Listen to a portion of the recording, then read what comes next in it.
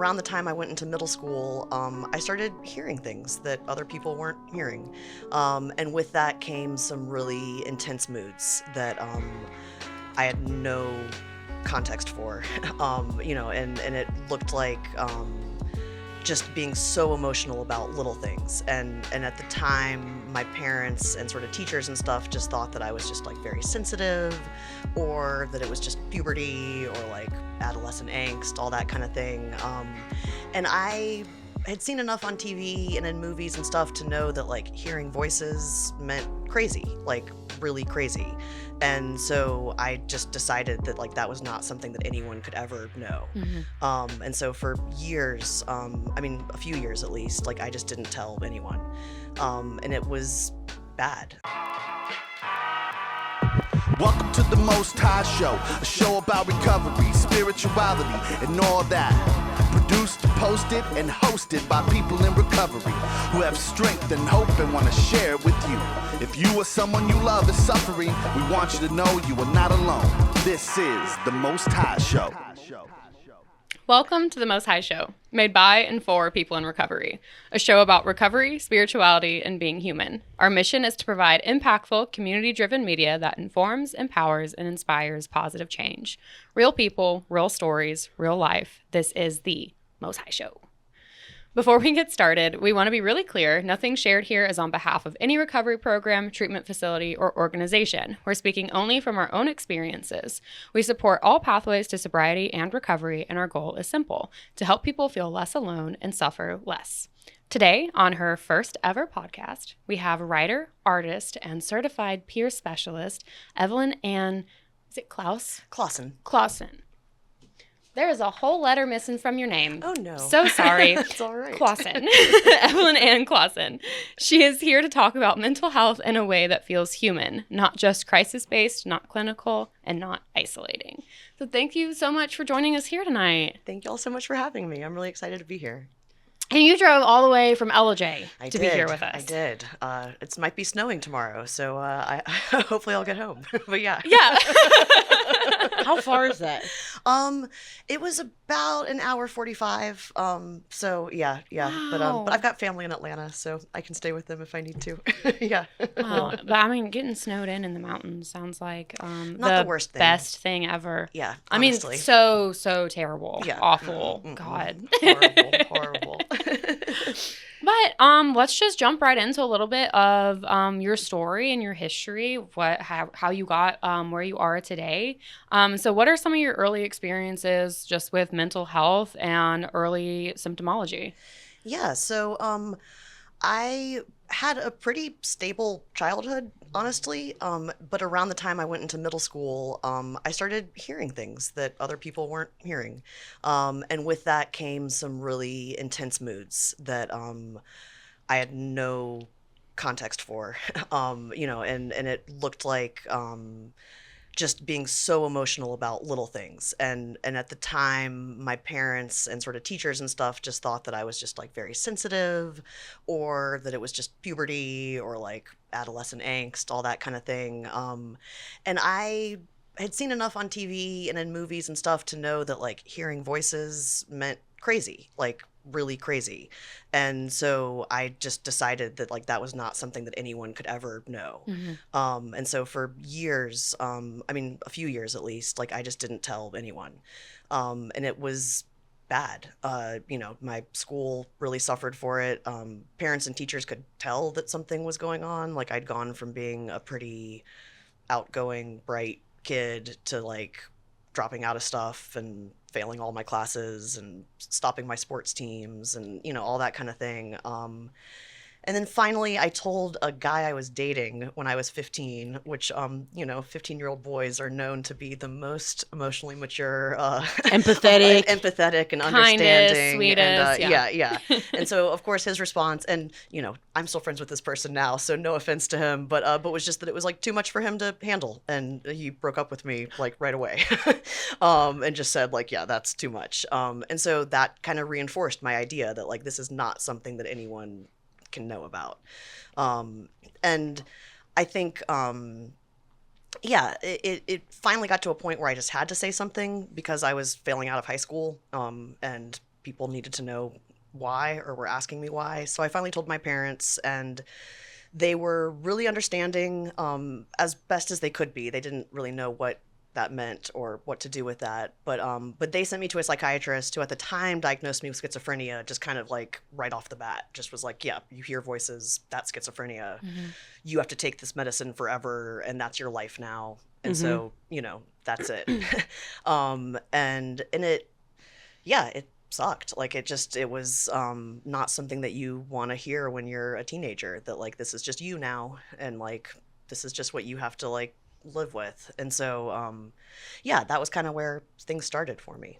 And did you ever go to a different doctor and maybe fight that diagnosis, or was it one of those it's like, okay, yeah, this might actually be what's going on? Yeah, I think I sort of took it as true because I was someone that just kind of believed in authority and thought, like, if a doctor says it, like, they know more than I do, so who am I to say otherwise? And so I was really kind of lucky that I got into college through weird weird ways that are yeah, maybe not worth getting into, but not weird ways, sorry, but just like that just sounded like that so like sounded back really, rooms, really like... sketchy, really sketchy. No, like blink twice if you need help. I applied to a really small college that was really cool and basically took me at my word that like I was dealing with what I was dealing with and was willing to like support me in that, and thought that I was bright and could do the work, and so let me come and do that. So that was amazing. But so that was up in Maryland where I was going to school, and I've got a doctor up in Baltimore who specialized in adolescent bipolar disorder, and so he was the first person who suggested like maybe this isn't schizophrenia, maybe this is bipolar disorder with psychosis, which if you look at like the DSM diagnostic stuff, there's a lot of overlap between a lot of these different diagnoses. And one of the things I've learned and feel really strongly about is that diagnoses are not hard science, honestly. Like it's someone's best guess kind of at what's going on with you based on the symptoms that you're able to describe to them. And not only are we not perfect at describing our own experiences, doctors aren't always perfect at hearing what we're saying. So there's a lot of there's a lot of wiggle room in between some of these diagnoses. And so that was helpful because it meant that they tried some different medicine that was a little bit less just like paralyzing and kind of made me feel a little bit more like myself. But I was still really struggling. And honestly, part of my story at this point was that I felt like I hadn't done anything wrong, and so therefore I shouldn't be responsible for what was happening. Like it was kind of that feeling of like, well, I didn't cause this, so I shouldn't be the one that has to fix it. Like someone else should come and fix this for me because I didn't do anything. And that turned out to not be the most helpful attitude. Like maybe I had some righteousness on my side or whatever, but that held me back for a long time because I kind of had that sense of like, well, you all need to figure this out. Like you all need to fix this and like give me something to make this go away. And the idea of like doing things that I could do just wasn't really in the picture yet. And so I was hospitalized a bunch of times. Probably once a year, I ended up going and spending about a month in a psychiatric hospital. And every time it would seem a little better, and I'd maybe learn a few like coping tools or things like that for a few weeks or months, I'd be like, oh yeah, I can manage this. But inevitably I would just kind of fall back into either a pretty severe depression, or I would get these kind of manic periods where for me, sometimes mania gets depicted as like really fun and you're like really up and flying. And for me, it was just anxiety and just like my brain going too fast and feeling uncomfortable and angry, and just it wasn't a fun sort of up. It was just a very like unpleasant, I can't stop it kind of feeling. And then the psychosis stuff is happening throughout all of that. And so in my 20s, I finally saw another doctor back in Atlanta, who I still see now. I've been seeing him for 20 years, and he's phenomenal. But he was kind of the first person that was like, you can do more than you're doing. Like, you can live a different life than you're living. And better is possible, basically, which was kind of the first person who'd honestly presented me with that idea. That, like, you're not stuck in this, and you're not, like, irreparably broken in some way that can't ever be recovered. And so he really helped me find medicine, especially, that worked. And we tried tons of things. It was exhausting and frustrating, and, you know, trying thing after thing and having side effects, and, you know, but we kept at it until we found something that the side effects were tolerable and made me feel like I could live in the world. And and so kind of the short thing from there was finding out about peer support, and the idea that all the stuff I'd been through counted as a form of expertise, as opposed to some secret that I needed to, like, keep hiding, like I had when I was a teenager. Yeah. So that was a big shift. When you said, like, you know, like, respecting authority, right? And it's like, oh, well, these are doctors, like, they know more than me. Like, I am very anti-establishment, and so like every diagnosis I received, I was always kind of like, yeah, maybe. No, because it's like the you're not me, you know. So it's like your doctor is not living your experience, but it's also like that dichotomy of you're not living my experience, but I also don't exactly know how to articulate that experience, and just having to really advocate for yourself, like, in all sorts of you know, wherever medical stuff is involved, because it is your body, your experience, your health and well-being, it's your life, but it is also that, you know, learning that communication of this is what's going on. And I love that you opened by talking about hallucinations, because I had a very similar experience where when I was little, I was like, ooh, I'm like, we're not going to tell people about this. And it was in high school when I finally told somebody for the first time. Then the county got involved, and it was just like this whole thing. And I'm like, you know what? We never need to bring this up again. And then so I didn't tell my counselor, and then the caseworker did. And my counselor was like, were you ever going to tell me anything about this? And I was like, no, I wasn't. No, I wasn't. And then when I got sober this time, that was because, again, like, I was going to take that to my grave, but I was like having a mental health crisis. And I called one of the hotlines or something, and she did like this intake questionnaire with me over the phone. We were on the phone for like 45 minutes or something. Wow. And I remember distinctly when she asked me, I don't remember what the question was, but I remember I told her of like about the hallucinations. And I was like, they're there and I don't know what to do. And that's always been like, even seeking care from professionals, they'll look at my symptomology and they'd be like, okay, yeah, it's probably looking like this. And then we get to that part and they go, but I can't explain that. Yeah. And then like they'll throw medications at it and nothing's ever worked, nothing's ever stuck. And it's exhausting of being like, you know, like, in everything I know from pop culture and from what people just flippantly talk about, like, this is the crazy symptom. Yeah. And it's like, and I don't think I'm crazy. Right. So in order to preserve, you know, my image, like, nobody can know that I'm crazy. Yeah. It's like, you'll lose respect for me. You'll, like, there's all sorts of fears behind it. Yes. So thank you for opening with the crazy symptom.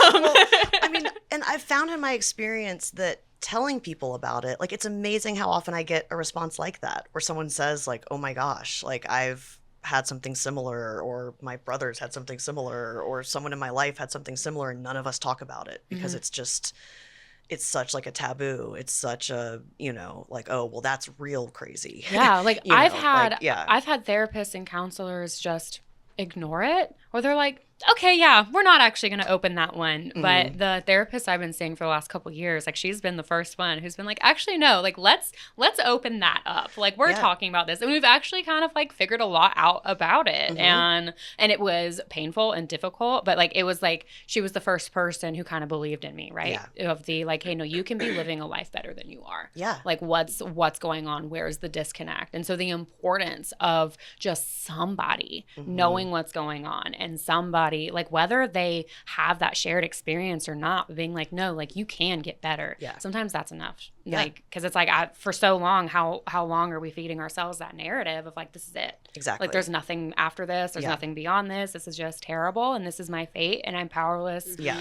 I didn't ask for this to happen, because Right. I think that's was that like in your late teens, early 20s? Mhm. Yeah, Mhm. same Yeah. thing. It's just Yeah. like, oh, well, I didn't ask for this to happen. It's not my responsibility to fix. And so then when I started deflecting my symptoms, and it's like, oh, well, now you have your own shit going on, and that's on you for not taking care of your shit. Don't look at, like, I've taken care of my shit. I've put it in a box. It's on the shelf, and now I'm just angry all the time. But, And it was kind of an excuse for me to stay in a very, like, teenage mindset for a long time, because that's when it had started happening, and there was this kind of sense of, like, well, like, this isn't fair. Yeah. And so, like, it's not fair, and therefore, like, someone else needs to come and fix everything. And I see that with other people now, that I talk to and work with. And it's one of the hardest things of just sort of recognizing that, like, yeah, it's not fair. And, like, you didn't ask for this, and you didn't do this to yourself, but, like, it's your life. And, whether it is pushing back on a doctor or saying, like, look, this is something that I need you to take seriously, or saying, like, I think I can do more. I think I can live a more full life. Like, that's something that only we can speak up for ourselves, as much as, again, that's not fair. It just kind of is. So yeah. I can't tell you how many times like it's like I have all of these coping mechanisms, right? All these tools that work, but like sometimes, like that bag is so big. The bag of tools is really big, and sometimes I get really tired of carrying it around everywhere, And so it's like, can I just like be unwell? Like, that's my little treat. Can I just be unwell, please? Yeah. Or sometimes you don't even know, you just feel stuck. Yeah. Like, I have all these tools, I don't even know where to begin. Like, I just feel Yeah. Yeah.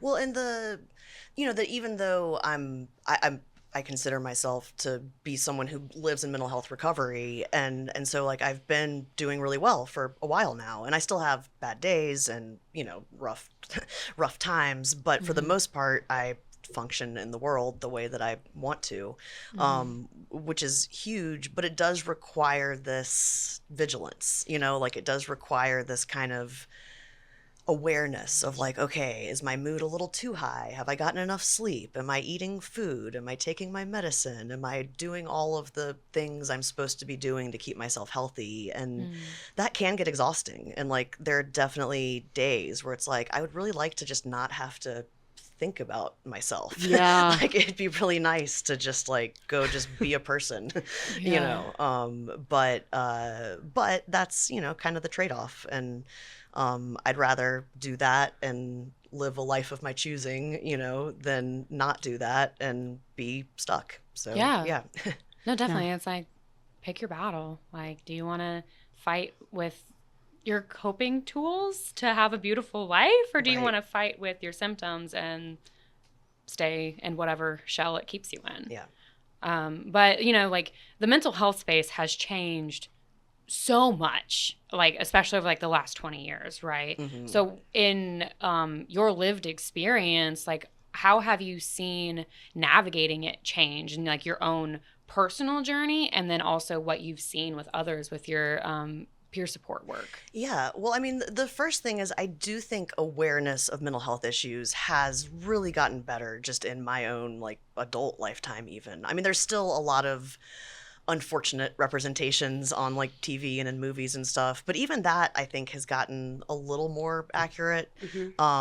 There was a TV show on Netflix, I mean, this was 5 or 6 years ago, but the comedian Maria Bamford did this whole sitcom about her bipolar disorder for Netflix. That's just this, like, absurdist comedic take, but it's real. Like, it's just very real about the struggle of it and the hard parts of it, and things like that I see kind of popping up more and more, where people are willing to kind of grapple with it. So that seems like an improvement.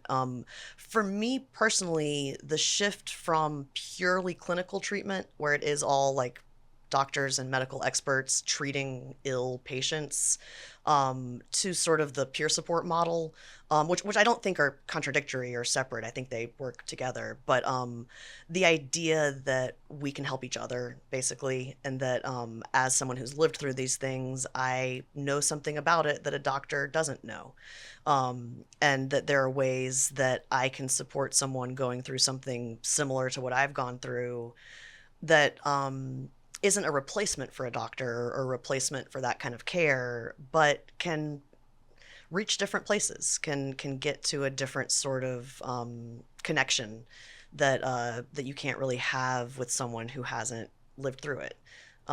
When I was in the hospital for one of the last times, I started going to a 12-step group called Emotions Anonymous, which is not super well known. And there's No. only a couple meetings in the state now. I used to go to a meeting at Ridgeview that I really liked. That was just, you could go any night of the week there.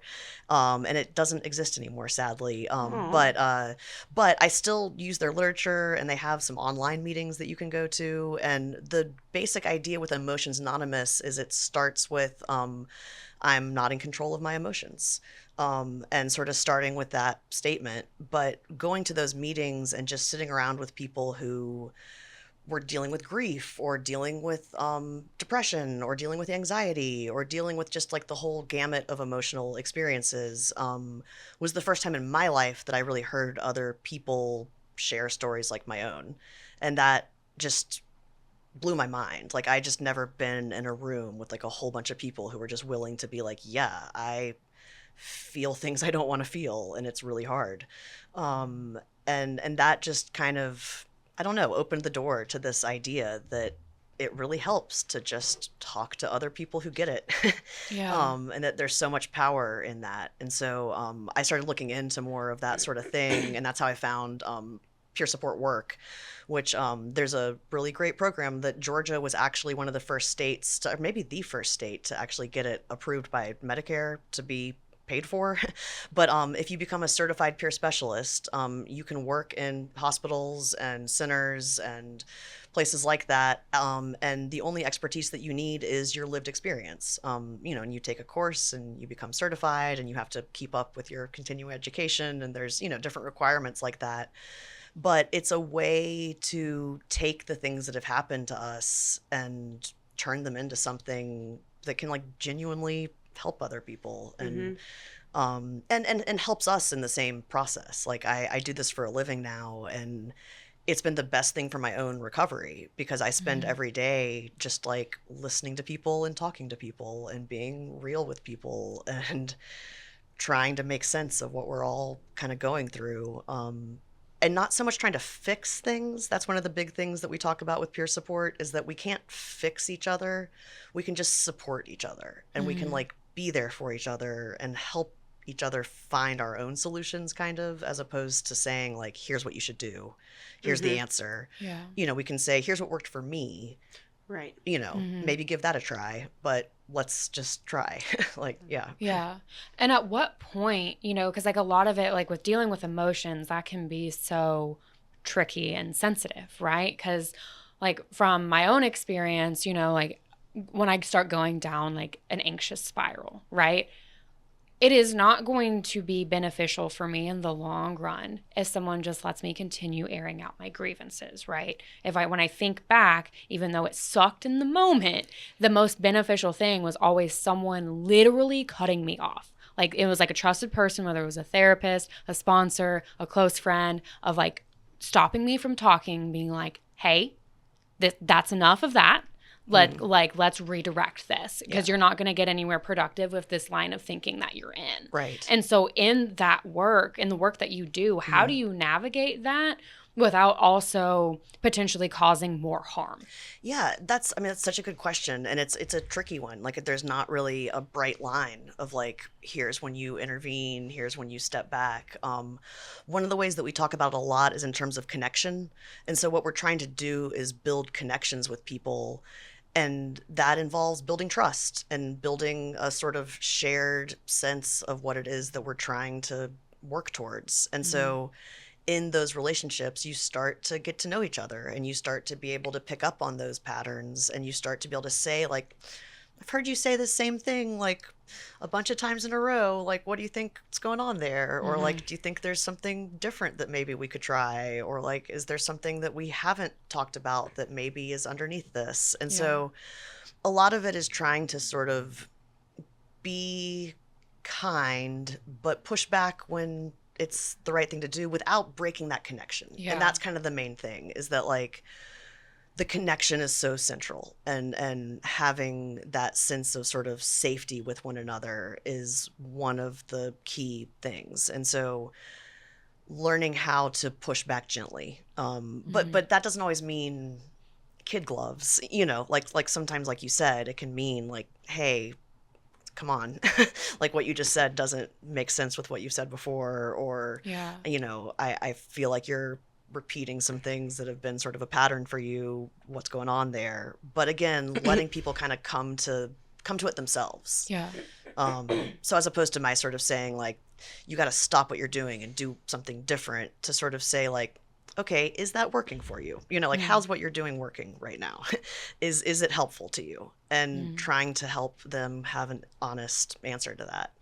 And it might be different for different peer support people, but that kind of tends to be my method, at least. Yeah. I had a manager a long time ago, and she said to me, she was like, how many more times are we going to repeat this? And I was like, dang. But for me, that worked. But if I say that just, you know, it's not going to work if I say that to somebody that's a little more sensitive. For me, what I'll do is I'll be like, I try to reword that into like a more gentler way. I heard this today, and this girl was like, how about we take 2 of our brain cells and we make them kiss so they can form a connection to come up with the answers. I like that. I've never heard that before. Me either. Brain cells need to kiss, make a connection, so we can find the solution. I love that, because usually it's like, oh, you have 2 brain cells left and they're fighting for dominance. Like, Let's bring them closer. Yeah. There's an author named Maria Caba who I really like, who wrote a book about intense emotions, basically. And she has this line that I love where she said, if misery loves company, then let's use it to find one another. And I just love that idea of like, if what you want when you're miserable is just for someone to hear you, and just for someone to just like acknowledge that you're suffering and that something's wrong and that, you know, something needs to change, to be able to like reach out and find someone who will actually just hear you and sort of say like, oh yeah, like you're actually not crazy. Again, I personally try not to use that word as much as I can, because I think it gets thrown around so much of like, you know, crazy this, crazy that. But to sort of say like, no, like you're in a stressful situation, or your brain is doing things that you don't understand, or the world around you is doing things that you don't understand, or, you know, like there's all kinds of very legitimate reasons why we have these intense feelings, and even psychosis, you know, like that is a response to things. And, you know, and it's not something that we did or, you know, created. And so to sort of acknowledge like, yeah, that's real. And it's not actually inappropriate to have those feelings or to have that response. Yeah, because a lot of the times it's like, you know, like what's happening inside of us is happening inside of us, whether or not we want it to. It's like, but what we do outside of us is, for the most part, our responsibility. Like, unless, you know, you have something that makes you act involuntarily. You know, it's like kind of like, you know, like back to my example of having an anxious spiral. I can't stop the fact that I'm feeling anxiety. Like that is real, and pretending that I'm not experiencing anxiety is not going to be helpful. But blowing up everyone's phone, being like, do you still love me? Like, do you, like, oh, am I being annoying? Am I, like, all this stuff? Because that's do you hate stuff, me? Yeah, stuff that I absolutely. If I was a worm, would you still love me? No. But it's like, these are things, like, I used to act on these impulses because I'm like, that will immediately solve this anxiety if this person that I love will just tell me that they love me. And it never helped. It never worked, because they're like, yes, I do. And it's like, well, you're only saying that because I asked. And it's just, and it would just spiral out of control. And so now it's like, when I feel like, oh, does this person love me? Like the way my my therapist puts it is like anytime I'll talk to her about my anxiety, she's like, what evidence do we have? And I'm like, listen, Yes. Linda, that's not her name. But like, listen, Linda, I don't have any evidence for it, but it's how I feel. And I can't get this feeling to go away, like no matter how much evidence I throw at it, you know? But having other people to talk to about it, like having like those connections is so, so important, because then you learn people's nurturing styles, right? It's like I knew someone, was very close to them for a long time, and they're the type of person who just is a nurturer, like through and through. Like if you just need someone to hear you, to hold you, to tell you everything's going to be okay, that's the person to talk to. That never helps me. Yeah. Yeah. And you know, but there's my style of like what helps me is like tough love every time. Like, tell me what I need to be doing. Like, I am a fixer. How do we fix this? What's something I can try to get out of this? But knowing that that's my baseline when I am in a mood of just like, I just need to air it. Like, I need to let it out. Can I do this right now? Like, I don't want, please don't give me advice. Please just listen to me. You know, and I've learned to communicate that when that time has come. But that's through, you know, trial and error, blowing people's phones up. Well, and one of the things that you just saying that made me think of is saying, you know, you want someone to tell you it's all going to be okay. That's one of the things that I really almost never say, because I don't think it's true most of the time. Like, everything's not going to be okay for most of us. Like, we're all going to die, you know, like that's no, but you know what I mean? Like ultimately, like, things are going to go wrong, and people are going to have hard times. And if we tell each other like, oh, no, you're great and fine and everything's going to be fine, it doesn't ring true. And I think when people are really struggling, it doesn't ring true to them. Like, if you just say, no, everything's good, you know. And so something that I've really learned is that even though that can feel natural to kind of want to say like, oh, you're going to be fine, but to sort of say, nope, you know what? Like, this is hard, period. You know, like, this is tough, period. And I don't need to give you a silver lining or give you a, you know, here's the bright spot kind of thing. Sometimes there isn't a bright spot. And sometimes it's okay to acknowledge, like, this just sucks. And like, this is bad and I'm not doing well. And so, like, we're not going to get stuck there, but sometimes it's okay to pause for a minute and just acknowledge that, like, yeah, that's where we are. So what do we want to move towards now? But like, we're not going to just pretend that everything's fine. No, I love that you said we're not going to get stuck there, but let's pause for a minute. Because I think that is something that, like, I've especially seen in recovery circles, is really hard to figure out, is like, when do we sit with it and when do we take action? So what, like, either from your own lived experience or through the work that you do, like, what has been something that you have found as an indicator of when it's time to take an action versus it's time to sit with this?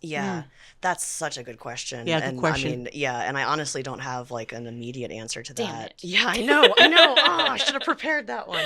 No, but I mean, I think for me, a lot of times it is, I keep a journal, and it's not like a Dear Diary journal. It's just kind of a few sentences every night that are just kind of like, here's how I'm feeling, here's how today went, just kind of a general check-in with myself.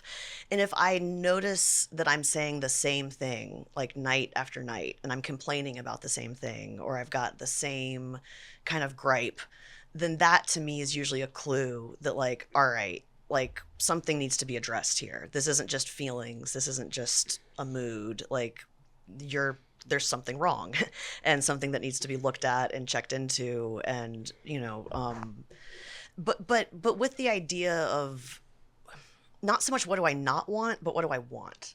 And so with the getting stuck. What do you want? Yeah. What do you want? What do you want? What do I? No, but What do you want? No, I'm just so sorry. I had to finish it. Give me a little bit more. Yeah. Louder. This is suddenly an episode of Game Changers. Please yell at me. I was thinking about the Notebook. What do you want? I wrote you every day. Yeah. No, but I think that sense of, it's very easy to get stuck on the past and get stuck on where we are and get stuck on what we don't want. And like, I don't want to be sick, and I don't want to be ill, and I don't want to be sad, and I don't want to, you know, on and on and on. I don't want this. And even just that thought, like, I don't want this, like, whatever it is. But to instead try to switch that question with like, okay, I want to be healthy. I want to have a job. I want to do something that feels meaningful with my life. I want to have relationships that feel connected. Like actually thinking about what you want your life to look like, not just what you don't want your life to be. Yeah. And that to me is a helpful way of moving forward as opposed to just circling around like, I don't like this. I don't like this. I Yeah, don't because like it's like this. that focusing on lack, when being like, oh, well, I don't have enough for this, and I don't have enough for this. It's Yeah. like, okay, well, you have enough for that.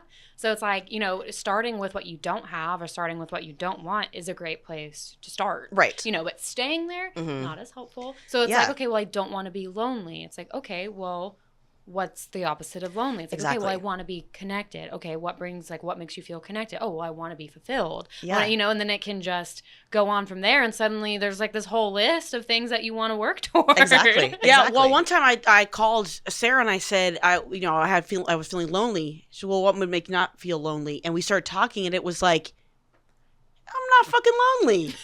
I remember that phone call. Yeah, I'm not lonely. I have family, I have friends, and I have Mhm. and I think that that's difficult for a lot of people because it's like, well, I don't have a significant other. So, but it's like, Yeah. wait, I have all these other things that fulfill me and bring me joy, and I'm happy. Yeah. Yeah. Like I remember one of my core fears, like last year, the year before, was like I was so afraid of being alone.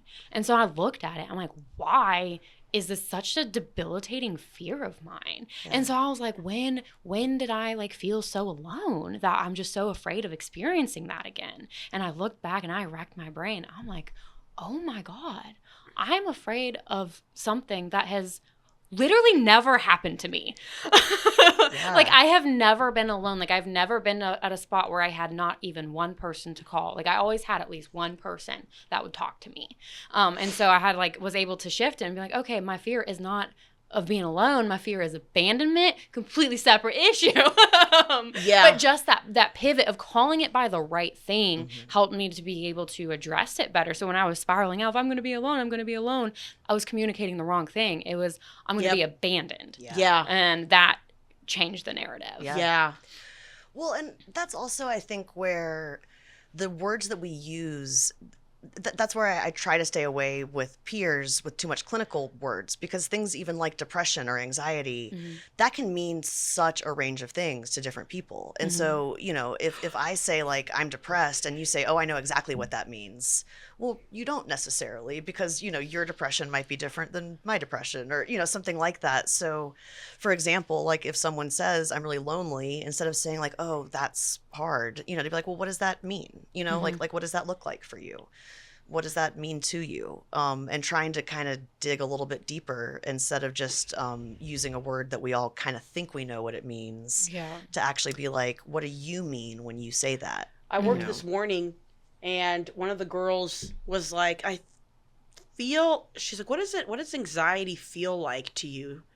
Because I said, I take medication. And she's like, what does it make you feel like? I was like, it doesn't make me feel like anything.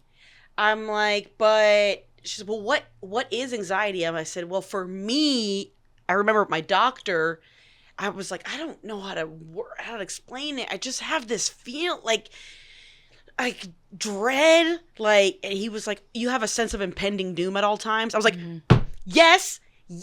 So I said, for me, I don't have that sense of impending doom all the time. I would be sitting perfectly happy, and it would feel like, like at the start of a movie where it's like, it would feel like that. Yeah. Just all of a sudden, I'm like, I don't want to do this. Like, Yeah. I'm scared. Like, these words on this paper, they're like, I'm scared of everything around me. There's nothing happening, but I'm scared. And another girl was like, she's like, that's not the feeling I had.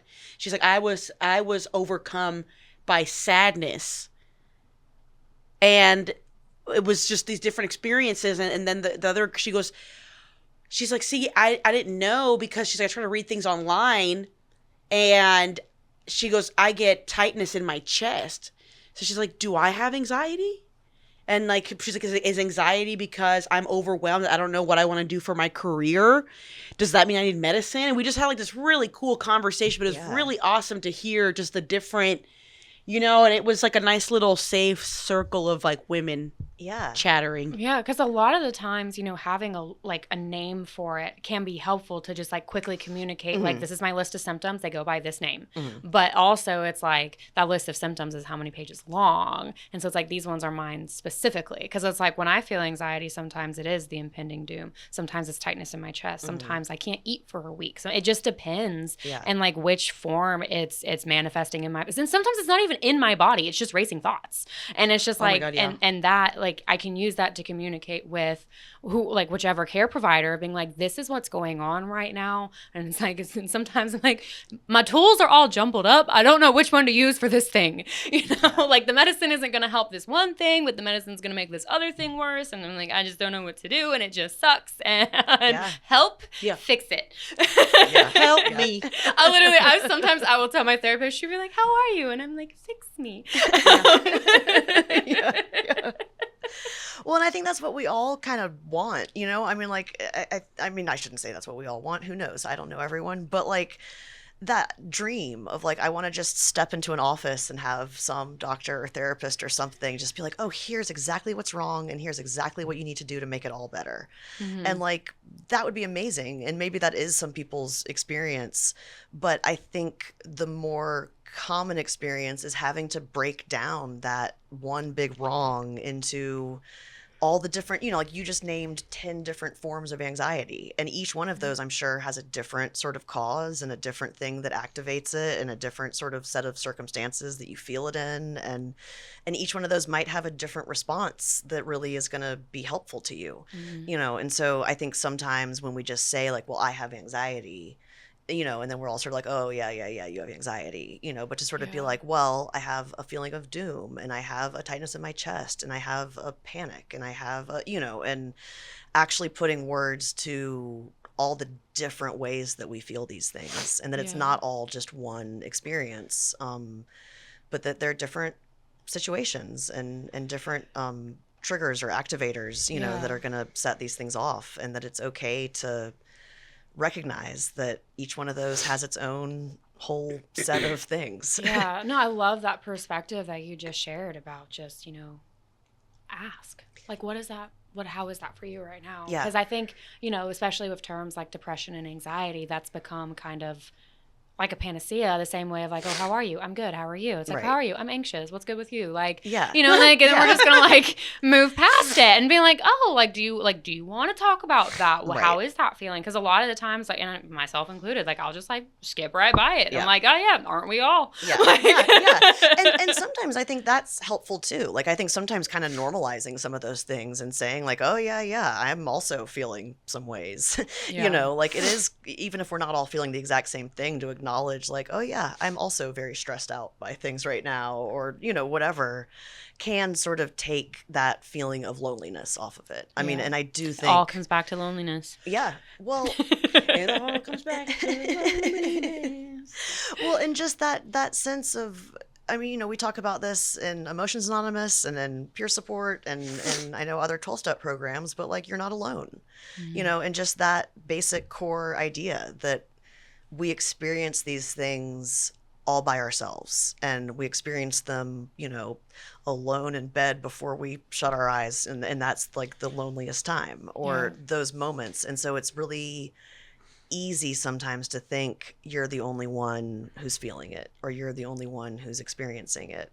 And the power of just having someone else be like, yes, I understand what you were saying, and I recognize that. And maybe I haven't felt exactly what you're feeling because we're different people, but I felt something similar. Yeah.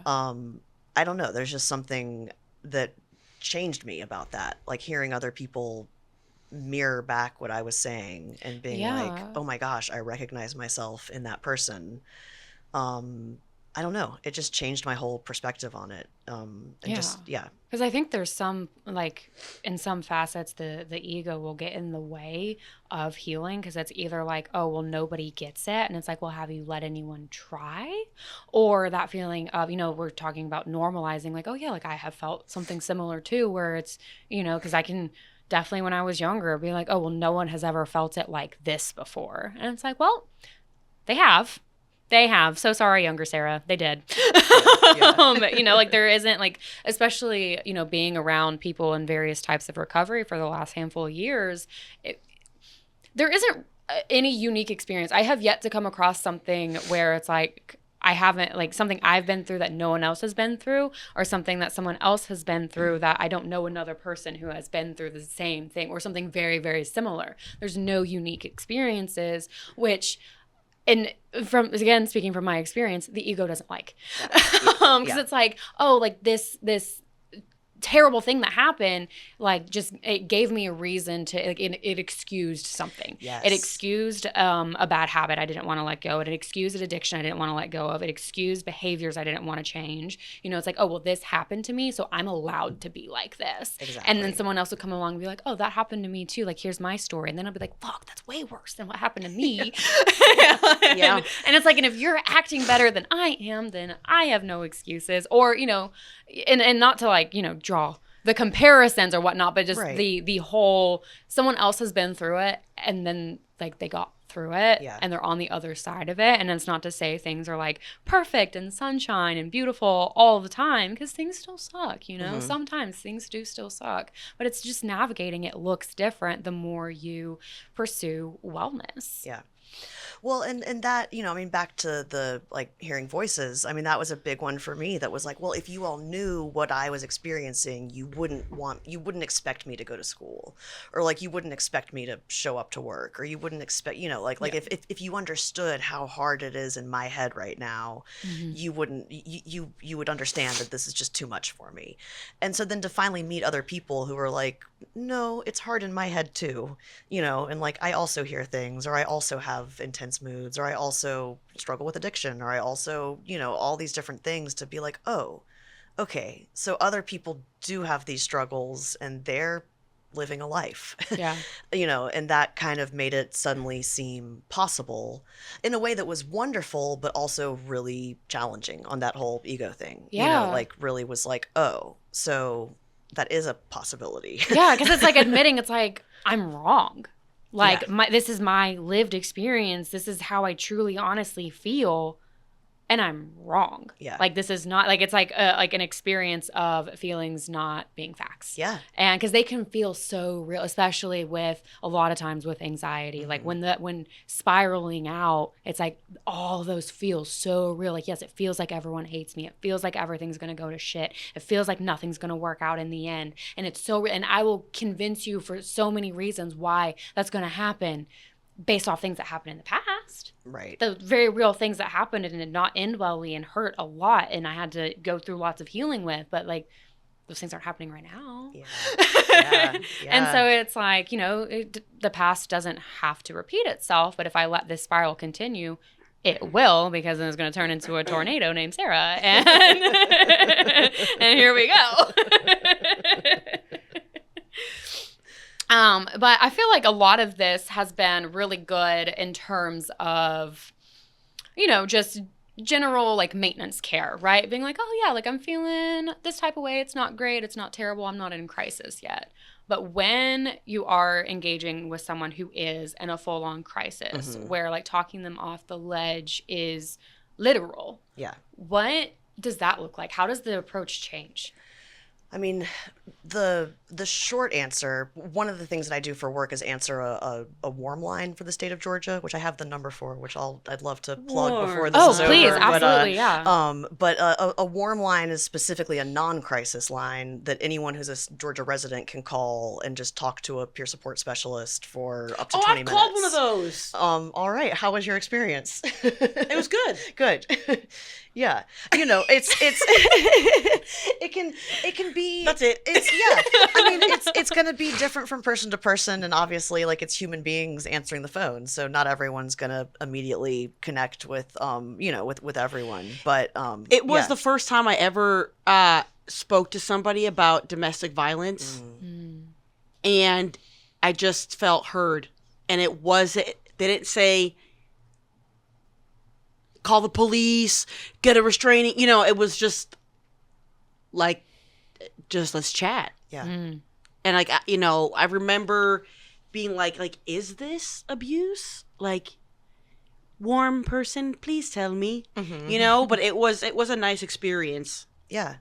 Well, and that's a lot of what we do, again, is the like not necessarily giving you an answer or saying like, here's what you need to do to fix things, but just saying like, that's where the warm comes in. Like, I am a human being who is here listening to you and acknowledging what you're going through and being kind of a witness, kind of saying like, I see you. Yeah. Like, you are real and what you're feeling is real. And so if that's enough to kind of get you through this moment, and then it's still up to you to like make your choices and figure out what you need to do. But so in that context, if someone calls and is like actively going to harm themselves or something like that, then like I am not a clinician, and so I would recommend that they call 988, the crisis number, or something like that. But short of that, like if someone's in a really, really bad place, let's say, not necessarily in danger,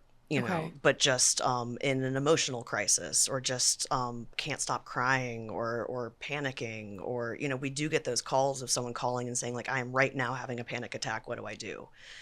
And that's where I'm a big believer in our physical bodies being a really, really helpful way to get out of our brains.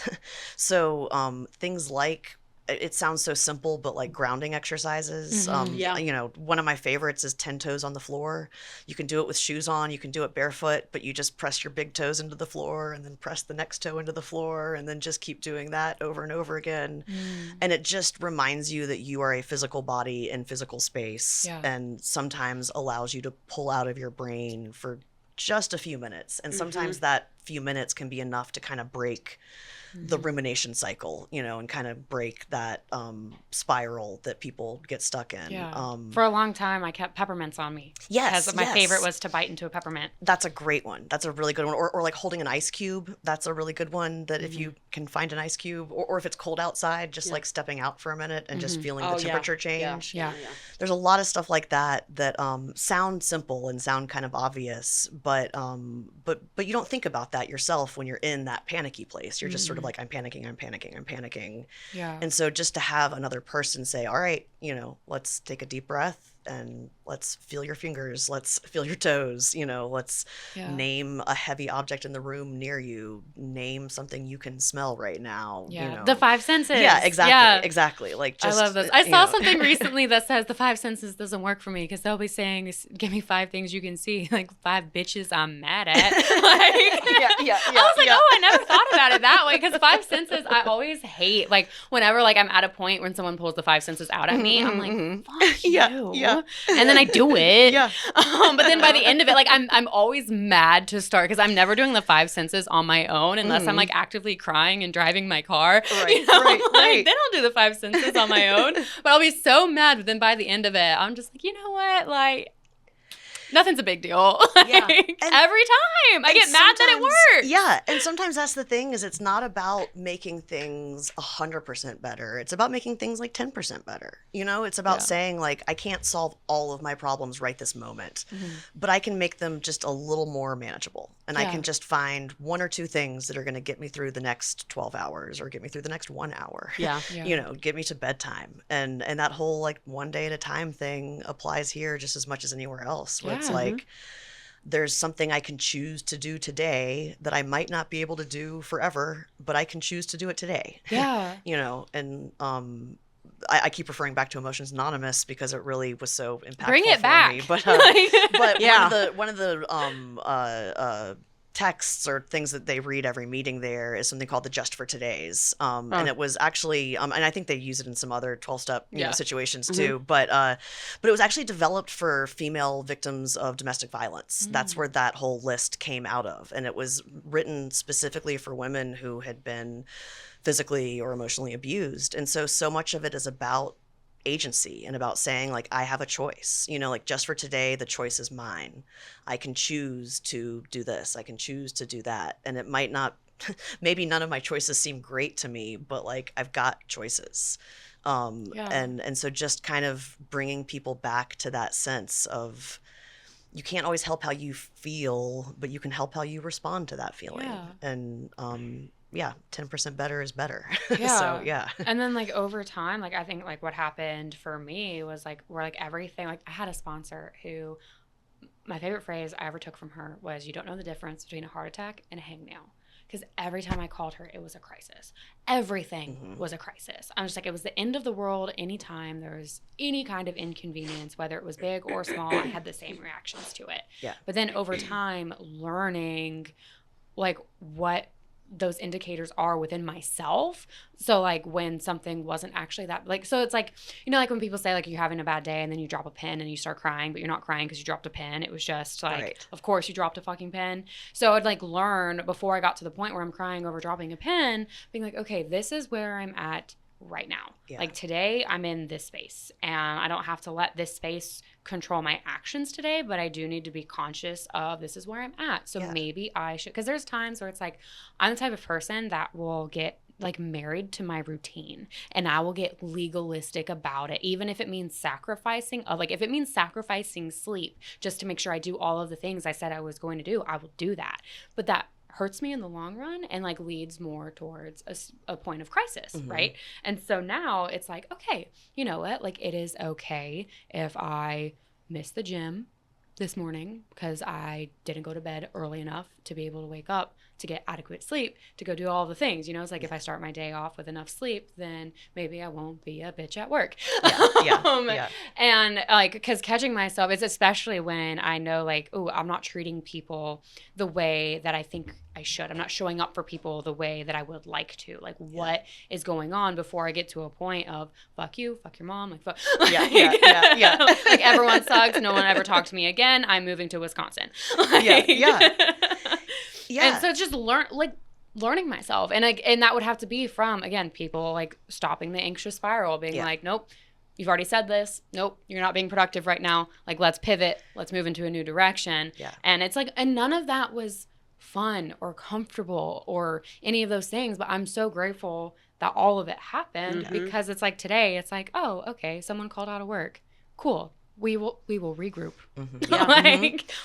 What can we get done? You know, and learning to sit with discomfort, learning to sit with uncomfortable feelings, with intense emotions, with intense cravings, and you know, I mean, all the whole gamut of things. Recognizing that, like, okay, I can tolerate this for at least 60 more seconds, you know, like, and just breaking it into that small of a step, you know, again, of like, I don't have to do this forever, but I just need to do this for right this minute and get through this minute, and then we'll deal with the next minute, you know. And I'm also a big believer in like celebrating little tiny successes. And just like, you know, like if someone is calling our warm line and they're in just an incredibly low mood and haven't been able to leave the house for days and just, you know, are just crying and can't seem to move past it, but to be like, hey, have you taken a shower today?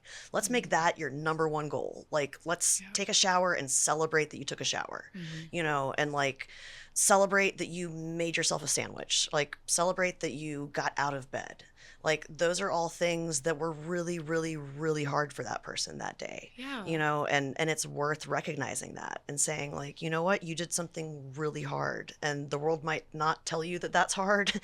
You know, society might say, like, shut up and make your bed and take a shower and go to work or whatever. But like, I hear how hard that was for you. And, you know, I want you to know that, like, I see that, like, you did that, and that's awesome and worth celebrating. And so what's the next thing we can do? You know, like, what's the next goal that you think you can do after that? So, back when I had a hard time getting out of bed, because I wasn't making my bed in the mornings either. And so I would get out of bed and I would make my bed. And so I would start my day with something that I did, something that I completed. And so then it could, like, the idea was it would, like, be a succession of more things I completed. But there were some days where it's like, you know what? I made my bed and that's it. Like, that's all I did. I did it though. Exactly. Yeah. I mean, like, I tell people a lot of times, like, make a list of 3 things and let 2 of them be really easy. You know, like 3 things you want to do today, and let one of them be like, you know, just like brush your teeth or whatever. Like something you know you can do and you will do, but just so you can check it off and just say, like, I did that. I took care of myself in some small way. And recognize that, like, that counts. That counts for something. Yeah. You know, Because if yeah. not doing it counts for something, then doing it should count for something too, damn it. And we all beat ourselves up for all the stuff that we don't do all the time, you know, Yeah. like all the little things that we don't do. And I just think about, you know, how easy it is to get mad at yourself for like forgetting something dumb. So if I'm going to get that mad at myself for something silly, I might as well celebrate things that are, you know, equally small, but like Yeah. that I did. So yeah. Equal and opposite. Yeah. Yeah. Wow. I feel like a lot of good nuggets have been shared tonight. You have definitely shed light on so many perspectives. And I think, like, I don't know. I think this has just been a beautiful conversation. I've very much enjoyed it. So thank you Thank you again so for coming much. down here. Yeah, Can I thank give you. the 888 number for the warm line? Yes, please Yeah, tell us tell more us the about warm line those. and where people can find you also. Yeah, so it's the Worm Line is operated under the Georgia Mental Health Consumer Network, and that's who I work for also. But the number is 888-945-1414. And that reaches 5 different call centers around, not call centers, but actual centers with people around the state. And you can call them up to twice a day and talk for up to 20 minutes. And anyone who lives in Georgia can call. You don't have to have any particular diagnosis. You don't have to have any particular, you know, anything. If you just want to talk, that's the only requirement. And it's 24 hours, holidays, every day of the week. You know, there's always someone there answering the phone. And so I really recommend that if people are just in a place where they just feel like you said, before it gets to the boiling point, before it gets to the you're crying because you dropped your pen, like just call and talk to someone and just tell them how you're feeling. And it's not going to solve everything, but it might make you feel just like enough better to figure out the next step. And that's kind of what we're hoping for. So, I'm not really on social media, so I don't have much to plug in terms of that. That's why your mental health is so good. Yeah. Well, it was a choice I made for my mental health a little while ago, but I think I put a link in Yeah, somewhere. I have it. That links to some of the writing that I've done that's online. Cool. So some things like that are in there. But yeah, this has been such a treat. Thank y'all. Awesome. Well, thank you. Thank you so much. Check out the Most High Media app in the description box below on YouTube, where you can find this episode and previous episodes, as well as documentaries and more recovery-based original content. You can also follow Most High on Instagram, Facebook, and TikTok. And the show is made possible from the Georgia Opioid Crisis Abatement Trust. Thank you, and thank you to our donors and sponsors. This has been the Most High Show. Thank you. Thank you.